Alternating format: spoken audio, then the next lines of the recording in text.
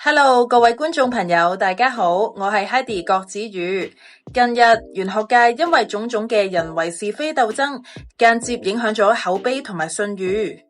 以下落嚟，我將會以奇門遁甲嚟剖析一下名人七仙羽，最後會唔會被官非纏身呢？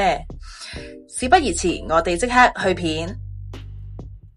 呢件事嘅主角係七仙羽，所以我哋用日干嚟代表。日干月木落入震宮，見到開門天父同埋白虎，而舉報七仙羽嘅苦主就係臨喺坤卦入面，同警方坐落翻同一個宮位。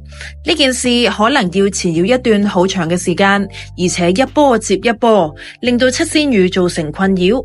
而且2025年嘅下半年情況會更加嚴峻。不過呢件事好大機會因為證據不足，最後免卻咗大部分嘅法律責任。雖然未見到有坐監嘅情況發生，但係可能會令到七仙羽損失部分嘅金錢，需要賠償一定嘅金額俾提告嘅苦主。如果大家想睇更加多精彩嘅內容，歡迎大家 like 同埋 share。今集嘅時間又差唔多啦，我哋下次見，拜拜。醫生填詞名校高材生選美冠軍，你人咪我傻，你人咪我飲醉，我人咪